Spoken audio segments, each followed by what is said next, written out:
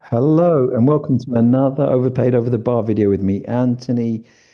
We're looking at game week 26, very fast turnaround from game week 25. Quite a lot to talk about in terms of both game week that's just gone and the one that's coming up, which is, of course, a double game week featuring Arsenal, especially in that game week. First of all, let's look at my score for last week. God bless Diogo Dallo, is all I can say. If I would have taken him out of the team if I had enough transfers to do it. And there he goes, and he pulls out an assist and a clean sheet and three bonus points to get 12 points. And that really was the difference for me because I had to take a hit last week to bring in Joao Pedro, which I really wanted to do. So in the end, I scored 73 points if you count the hit in with the 77, which is a very good score for the week. Some people did a lot better, of course, but generally speaking, this was as much as I could have asked for, really. I captained Joao Pedro, could have captained Bruno Fernandes or Haaland. They all scored roughly the same, but Joao Pedro slightly less. My penalty takers, Thiago and Haaland, both came in for me. Bruno Fernandes didn't get a penalty, but um, Cole Palmer got three penalties two penalties and one goal for Chelsea. So if you brought in Cole Palmer against my advice, well done because he really hauled. So the penalty takers definitely showing up this week. Obviously, Arsenal kept another clean sheet. So Rice got DEFCONs, which saved me from suffering at the hands of people with three Arsenal defenders. So did pretty well there. Thiago getting five. I did say he might score at Newcastle. The thing I was most happy about than anything else this week was my bench choices because I could have put Wilson in this team, left him on the bench for Thiago. I could have put Truffert ahead of Dallo, went Dallo instead. So overall, very happy with my bench choices. That those small differences really count for something at the end of the season. So overpaid over the bar league. Who did well? Well, Freddie's still going really well in second place. And then Jake Wadsley got a big score of 86. And Craig did pretty well on 75 as well, 73, sorry, going into the top 10. So overall, no big differences there in terms of league positions. Let's have a look at the fixtures for this week. Now, Arsenal have a double game week. They're playing Brentford away, and then they're playing Wolves away. So they won't play till Thursday this week. Everyone else starts tomorrow, which is a good rest for them until Thursday. Then they have an FA Cup game, and then they have Wolves away next Wednesday. Now, those are so neatly spaced out that you wouldn't expect much resting except in the FA Cup. So we can pretty much imagine, even though these two opposition teams are not the best, Arsenal will field their strongest team in both of these games, more or less. Um, the fixtures start tomorrow evening with Chelsea against Leeds and two other fixtures at 7:30. So the deadline is 6 p.m. on Tuesday. Don't forget that. Maybe if you're on your way home from work or something like that, you need to get your team sorted out before then. Personally, I'm not going to make any transfers. I can't see a way of drastically improving my team, and I need to build up some transfers for later because when Chelsea's fixture run finishes, I want to get rid of at least one of my Chelsea assets. So thinking ahead with that one. Should you captain Gabriel for this double game week? I think it's an obvious yes. Should you triple captain Gabriel? That's a very good question. Now, there won't be many game weeks left this season, a minimum of one, a possibility of two game weeks left. Around game week 33, we'll see the second game week, second double game week, sorry. Now, with all your chips still intact, or some of them, you may want to play other chips in those double game weeks rather than triple captain. For example, the bench boost or the free hit. People are arguing, I do watch other people's content, and they're arguing that the best use of Gabriel, sorry, the best use of the triple captain is on Gabriel in this double game week. I can't argue against it, and I might do it myself. I haven't decided. I'll decide tomorrow. The only thing I would say is that if you're talking about clean sheets and attacking returns, Timber is also capable of those. He may be rested in one of these two games. We don't know how nailed Timber is compared to Gabriel, but we imagine he's pretty nailed. If you wanted to be differential, you might want to go for Timber as a triple captain. I know that sounds a bit mad, but he gets goals and he gets assists. He hasn't had a goal recently. I think he's had an assist more recently than Gabriel's had a goal, but my memory could be failing me on that. Actually, let's have a look at it. If I'm going to give you advice, I might as well give you solid advice. Let's have a look at, first of all, Gabriel's recent attacking returns. So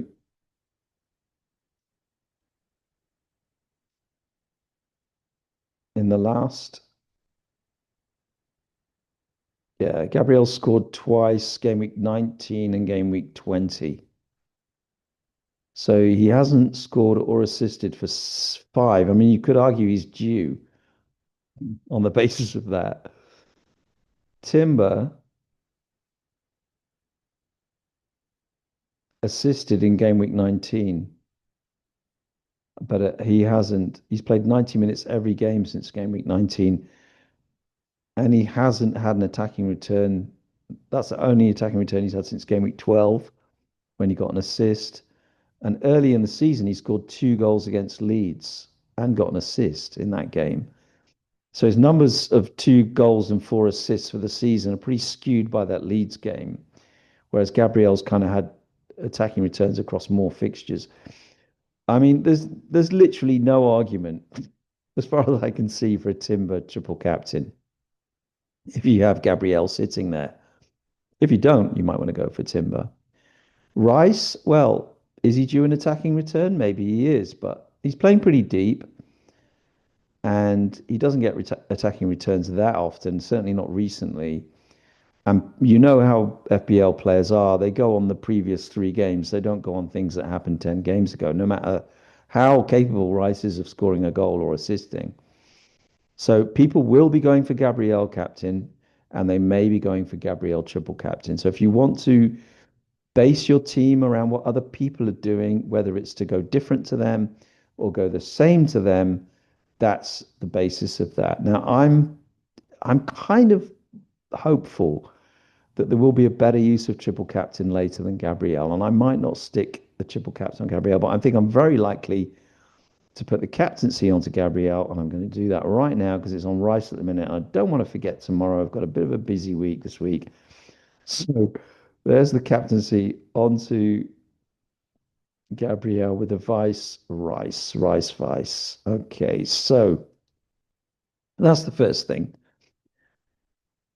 Double game week. Secondly, take a look at Everton because Dewsbury Hall is playing much better. Back to his. I'm not saying playing much better. I'm saying he's come back to playing as effectively as he did earlier in the season.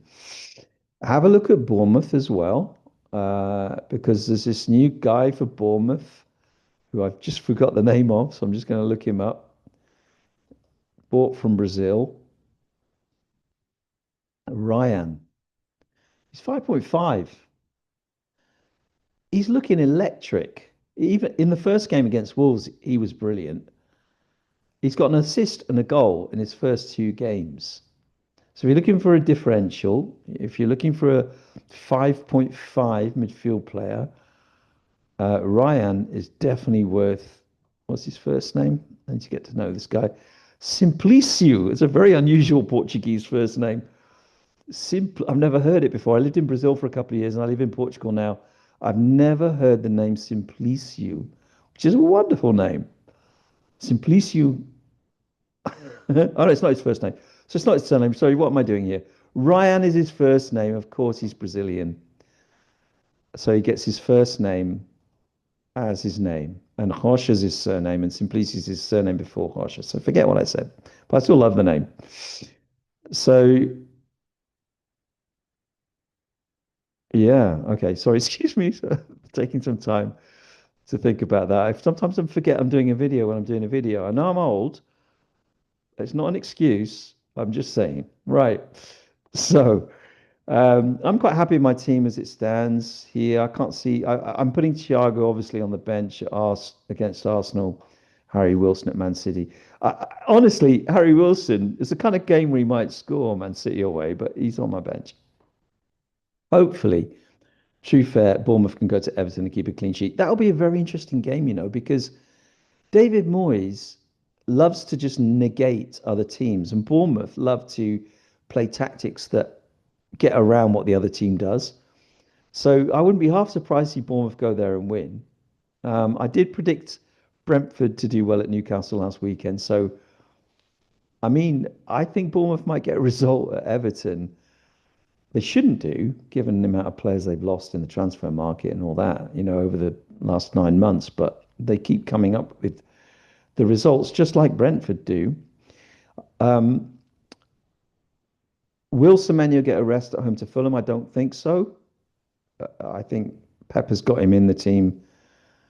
They're playing Salford on Saturday, so it won't matter that he plays another start against Fulham. Haaland back into goal scoring form, and Chelsea's good fixture run continues. Just have a look at Crystal Palace as well. That's the other one that I wanted to look at because Palace, look at their fixtures. Burnley at home. I need to say Bury. Burnley at home, Wolves at home. Now they're brilliant fixtures. And then Man United away, Tottenham away, and then Leeds at home. So Palace they're not playing game week 31, but they have very good fixtures. So Ismail Assar, straight back into form, coming back from the African nations, scored, and Munoz still looks very exciting for them. They've got a couple of players that are quite cheap that might be worth looking at, or their defenders in general. Let's just look at the Crystal Palace squad because I've been writing them off for weeks, saying the manager's just saying he's leaving and trying to get sacked, and it's really bad for morale. But of course, they're Palace, and he's a very good manager tactically. So they come back into the reckoning. Look at these defenders like Kwame Munoz, Mitchell, and Richards, all worth looking at. Then you've got Sarr in midfield. You might want to look at Gesson, who scored, assisted, but he didn't start. So they bought Gesson from Villa, but they're not seeing he's not getting first. And then they've got Strand Larsen up front, who's just been bought with Mateta out. So if you're looking for somebody that's a bit different, I would very much consider Palace players. Uh, and Liverpool's fixtures is the other one to look at. I don't have any Liverpool. I thought they were good against Manchester City. I'm going to talk about that game in a minute because I think it really needs mentioning, despite the fact that it's not wholly relevant to fancy what I'm going to say. But I just think it was a very interesting game. Liverpool's fixtures: Sunderland away, Nottingham Forest away, West Ham at home, Wolves away, Tottenham at home. Don't sell your Liverpool players. Ekitike, Virgil van Dijk, Florian Wirtz. Don't sell your Liverpool players because these are really good fixtures. I think the team's playing well going forward. They're just lacking. It's not really their season, is it? That's the one thing I want to say about Liverpool.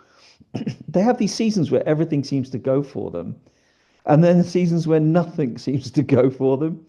And I very much felt in this game yesterday that it's just another game for them where, they played well. They didn't play well first half. They played very well second half. Deserved something from that game, really. I mean, they deserved a draw from it, I thought. And in the end, those little marginal things just went against them at the end of the game. And I think that Allison's foul on um, was it Nunes for the penalty? I mean, that really was a silly thing to do for me. I don't think he needed to throw himself there, and the referee had no choice. I know everyone's complaining about the ref and VAR. I didn't have any problem with either at the end of the day. I thought I thought every decision was correct. That every big decision was correct in that game. The Salah one where Gay takes him down, that for me is not a red card and it is a free kick. I was correct, although it's very hard on Salah and Liverpool that that's all they get for that. Then I thought the penalty was a penalty, and I thought if Szoboszlai's hauling back Haaland, then he needs the red card because Liverpool need to lose him for the next game. It's the correct punishment for that. Um, so they need to suffer for a foul like that. So in the end, I had no.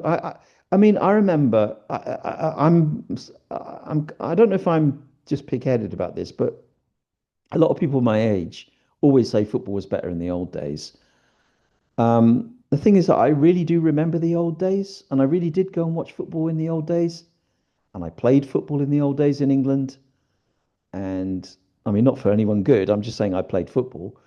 Um, and I didn't like the way that it was refereed at all, and I prefer it now. I'm just saying that.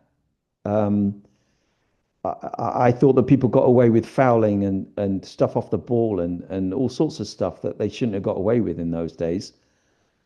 And I prefer it now that they don't. That football players that are real football players get more support than they did before. Um, and English defending was rubbish because you were allowed to foul. I mean, and English refereeing was different to other countries. So our defensive standards were lower than other countries because in those countries you got yellow cards when you made a bad foul.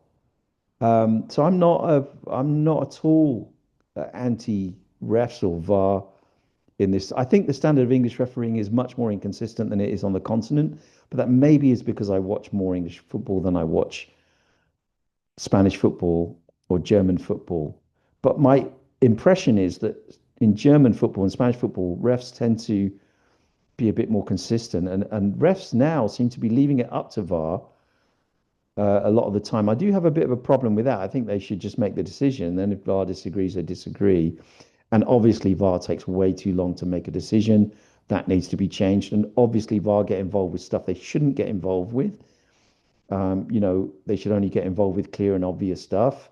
Yes, I agree with all of that, but I do think that can change over time.